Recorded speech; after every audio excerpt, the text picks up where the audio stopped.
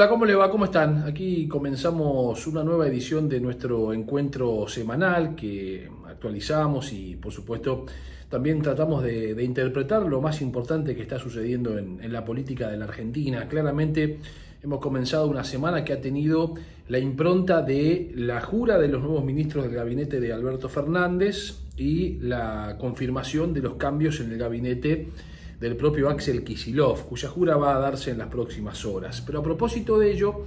es muy interesante analizar algunas cuestiones que marcan, una vez más, que el conurbano bonaerense se pone en el centro de la escena política de la Argentina. Si bien el nombramiento de Juan Mansur, el gobernador de la provincia de Tucumán, como ahora nuevo jefe de gabinete, es una gestualidad, si se quiere, y como lo dijo el propio Alberto Fernández, al interior de nuestro país, es decir, a esa Argentina federal que en algún momento Alberto Fernández había pensado en incluir a comienzos de su gobierno, pero que en aquel entonces es claro que el veto de Cristina Kirchner no permitió que Juan Mansur, quien había proclamado a Fernández como el nuevo jefe del peronismo, asumiera una función más importante en aquel entonces en el gobierno nacional. Ahora eso llega, de alguna manera, expuesto por la propia Cristina en esa brutal carta donde ella dice: propuse a Juan Mansur, ganándole de mano al propio Alberto Fernández, y si se quiere, hasta autorizando la posibilidad de algo que ya quería Alberto Fernández en su momento, pero que efectivamente Cristina en esa oportunidad no lo había dejado. Digo, más allá de esa impronta de Juan Mansur, que además es un hombre que conoce los resortes del peronismo, conoce resortes de relaciones internacionales, sobre todo con los Estados Unidos y con Israel, conoce resortes importantes de empresarios que han tenido una vinculación muy importante y la siguen teniendo con la propia Cristina y también con Alberto Fernández, y que en la pandemia han sido clave en todo ello. Y además conoce Juan Mansur el conurbano. No hay que olvidarse de que en algún momento de su carrera política fue funcionario en el partido bonaerense de La Matanza, la denominada quinta provincia de nuestro país. Con lo cual, digamos, ahí hay una impronta muy peronista de Mansur que veremos, por supuesto, en el camino y en el andar, que es lo que depara y que es justamente lo que va a terminar después dándose en la práctica, con una clara intención que es torcer el resultado de las últimas elecciones primarias y que en noviembre, el 14 de noviembre, cuando sean verdaderamente las elecciones generales que van a definir el próximo Congreso, el oficialismo obtenga un resultado distinto. Hay algunos análisis que se han hecho en estas horas, muchísimos,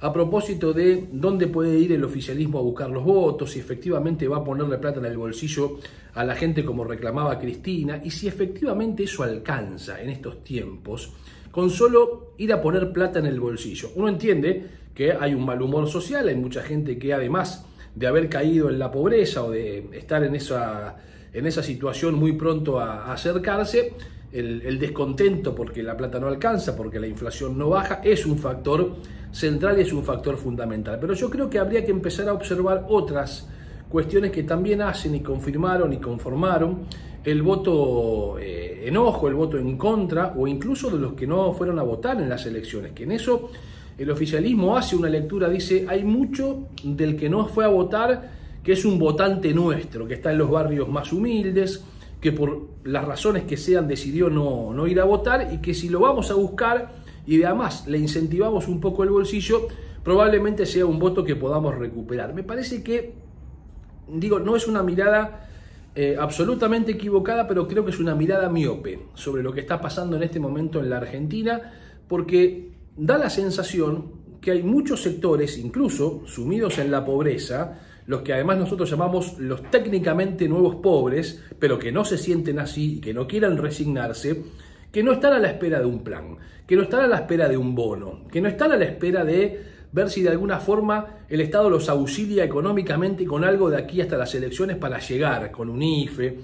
o con una asignación de esas características. No, están esperando otra cuestión, están esperando otra cosa, están esperando un sector político que les devuelva de alguna manera la expectativa de algo tan simple como desaparecido en la Argentina, que aquel que trabaja, que puede trabajar como corresponde, en los términos que marcan las leyes y demás, a la larga va a evolucionar, va a crecer y va a conseguir un ascenso social. Eso se ha pulverizado en nuestro país, y me parece que ahí hay un punto donde un sector muy importante de la sociedad argentina no se resigna que eso se haya pulverizado, pero está de brazos caídos, porque se ha ilusionado en su momento con Macri, que Macri le prometía muchas de estas cuestiones. Incluso hay quienes imaginaron que por la procedencia de Macri los iba a elevar a una categoría socialmente superior. Eso no sucedió, todos sabemos lo que aconteció durante el gobierno de Macri en materia económica, no hace falta volver a ponerlo sobre la mesa. Y cuando vieron esa desilusión en Macri, fueron a la búsqueda del voto de Alberto Fernández, que le había prometido algo muy similar, que volvía el asado, que se iban a recuperar el poder adquisitivo de los salarios, de que se iban a encontrar con todo aquello que no pudieron lograr durante el macrismo, sobre todo con una modificación sustancial, que eran las formas que ya habían generado mucho cansancio en Cristina Fernández de Kirchner. Esa ecuación que sirvió para ganar, que sirvió para conformar la coalición de aquel entonces, que en definitiva es el Frente de Todos, no alcanzó hasta ahora para regenerar expectativas. Al contrario, esas expectativas se fueron diluyendo aún más, y entonces hay un sector de la población muy importante, no podremos dimensionar cuántos son, pero seguramente muchos de los ausentes en las PASO conforman ese sector, que está decididamente desilusionado con la política, con la dirigencia política. Y entonces, claro, hoy no aparecen quienes puedan regenerar esa expectativa. De alguna manera, la figura de Facundo Manes, en algún punto, y en eso fue inteligente la oposición, en este caso, de tratar de sumar por sectores que de alguna forma podrían llegar a regenerar esa situación. Bueno, este es un contexto en el que me parece el gobierno no termina de leer, o por lo menos no quiere leer, ese descontento sobre la dirigencia política y la caída en las expectativas de que habrá alguien o algunos que de alguna forma le podrán hacer recuperar esa esperanza de que yendo por los carriles normales, que esforzándose, que trabajando, se logran objetivos de ascenso social. Reitero, eso se ha pulverizado en la Argentina y me parece que es el tema un poco más de fondo a discutir, más allá si se le pone o no se le pone plata en el bolsillo a mucha gente en este tiempo que queda de aquí a las elecciones del mes de noviembre. De lo contrario, habrá un resultado seguramente similar o incluso con alguna diferencia más importante. Pero claro, las designaciones en el Gabinete Nacional y sobre todo en el Gabinete de la provincia de Buenos Aires apuntan a el conurbano bonaerense, a darle otra vez el volumen que el conurbano supo tener para las huestes de Cristina Kirchner y del actual oficialismo, que le permitió ganar las elecciones del 2019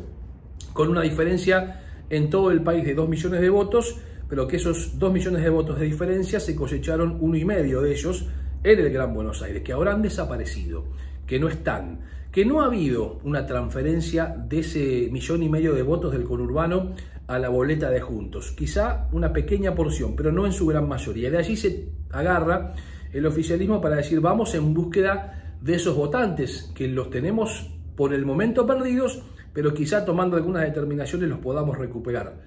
Dudo de que eso sea así en función de lo que acabo de decirles. Pero por lo pronto hay que hacer algunas lecturas políticas de lo que ha pasado en las últimas horas. Por eso digo la importancia de recuperar el conurbano, y por eso, en acuerdo con Cristina, con Máximo Kirchner y con Sergio Massa, Axel Kicillof decide modificar su gabinete e incluye, por un lado, como jefe de gabinete al intendente de Loma de Zamora, Martín Insaurralde, que es un hombre que tiene mucha experiencia en el conurbano, porque no es un hombre nacido en las huestes del kirchnerismo, es anterior a ello, es un hombre del dualdismo,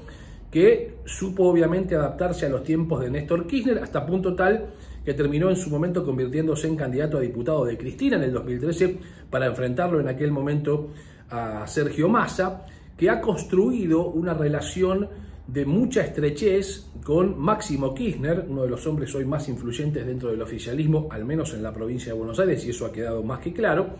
y que de esa forma llega a la jefatura de gabinete para darle una impronta de la característica que los intendentes venían reclamando. Decían, este es un gabinete, este es un gobierno, el de Axel Kicillof,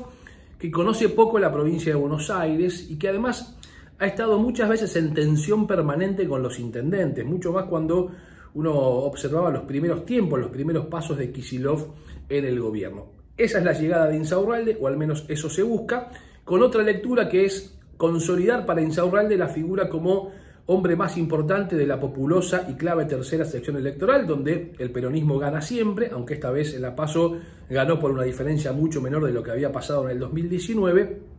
Y por otra parte, aparece ahora como ministro de Infraestructura y Servicios Públicos el intendente de Malvinas Argentinas, Leonardo Nardini, que viene de tener una muy buena elección también en su municipio, en Malvinas Argentinas, en un contexto por supuesto difícil para todos los intendentes oficialistas, que ha venido construyendo una relación, les diría, muy sólida, no solo con Máximo Kirchner, sino también con Sergio Massa, pero en líneas generales Nardini termina siendo visto como un intendente con el cual se puede conversar y con el cual se puede sentar a dialogar en cualquiera de los sectores dentro del propio peronismo e incluso en algunos sectores de la oposición, y lo consagra esta determinación de Axel Kicillof como Malvinas Argentinas, la referencia máxima, si se quiere, territorialmente del Frente de Todos en la primera sección electoral, con un agregado que ya había sido una señal ineludible, que era justamente la determinación de la lista de candidatos a senadores provinciales de la primera sección electoral, que la encabeza un hombre de Malvinas Argentinas, que es el caso de Luis Vivora. Esta es la lectura que me parece que hay que hacer, en principio, la más rápida en cuanto a la llegada de dos intendentes del conurbano bonaerense para tratar de recuperar el conurbano en el gabinete de Axel Kicillof. La otra lectura, que no es menor, tiene que ver con una discusión que se viene prolongando hace mucho tiempo, es la imposibilidad de los intendentes de poder tener una reelección, aquellos que ya están transitando su segundo mandato. La salida de Insaurralde de Lomas, la salida de Leonardo Nardini de Malvinas Argentinas, la salida en su momento de Gabriel Catopodis de San Martín, la salida de Juan Zabaleta de Hurlingham, la salida de Mariano Cascallares en Almirante Brown a fin de año cuando asuma como diputado provincial, les va a permitir, por lo que dice el primer artículo del decreto que reglamentó la ley en su momento auspiciada por María Eugenia Vidal para limitar las reelecciones, les va a permitir a esos intendentes, en caso de tener ganas y de querer hacerlo, de poder presentarse a un nuevo periodo en el 2023. Porque la ley y su decreto reglamentario, sobre todo hay que mirar esto último, dice con mucha claridad que aquellos intendentes que estén transitando su segundo mandato no podrán presentarse cuando hayan cumplido más de 2 años del mismo de manera consecutiva o alternada. Quiere decir que un intendente que antes de los 2 años pide licencia puede presentarse en el 2023. Y si no lo hace dentro de los 2 años, pero de manera intercalada, no cumple más de 2 años como mandato en su segunda ocasión, también puede presentarse a un nuevo mandato. Dato muy interesante para entender también algunas pujas que se han visto en estas últimas horas, como por ejemplo las declaraciones que hizo el intendente, o al menos no las declaraciones, lo que dejó trascender el intendente de Escobar, Ariel Sujarchuk, haciendo una consideración de su cercanía con la posibilidad de que rompa y se vaya del Frente de Todos. Hay quienes lo relacionan a ello justamente con estas tensiones donde muchos jefes comunales también aspiraban a alguna manera o de alguna forma a poder salir a un cargo justamente para poder tener esa posibilidad de ser reelectos en el 2023. Un dato para cerrar, porque tenemos por supuesto muchísimo, pero no queremos aburrirlos, es lo que va a pasar el próximo miércoles en José C. Paz. Lo anunció Alberto Fernández en el discurso cuando le tomaba juramento a sus nuevos ministros. El próximo miércoles se va a inaugurar en José C. Paz una universidad, la facultad en realidad de medicina que forma parte de la Universidad de José C. Paz. Es todo un dato político muy importante porque incluso Alberto Fernández, en plena crisis de su gabinete, en plena crisis política, se tomó el tiempo de subirse al helicóptero y bajar en la casa de Mario Ishi. ¿Qué habrán conversado? ¿Qué habrá sido parte de esa charla? Le habrá dicho Mario Ishi a Alberto Fernández, viste que en José C. Paz yo hice internas y fui el intendente que sacó el mejor porcentaje de la provincia de Buenos Aires. Si hubiera pasado lo mismo quizá a nivel provincial, hoy no estaríamos hablando de todo aquello. Quizás formó parte de una conversación que ambos protagonistas prefieren guardar bajo 7 llaves. La próxima semana nos volvemos a reencontrar con una nueva edición del Embudo. Muchas gracias y hasta cualquier momento. Chao. Descarga la app Alerta Tigre Global y empezá a disfrutar Tigre con la seguridad de estar protegido. Con solo presionar un botón, podés enviar una alerta de emergencia al centro de monitoreo del COT y solicitar asistencia de policía, bomberos, ambulancia o notificar síntomas de COVID para obtener un seguimiento inmediato. Contamos con más de 2.000 cámaras monitoreadas las 24 horas y más de 120 móviles para cuidarte. Encontrala en App Store y Play Store. El futuro está en todos. Tigre, municipio.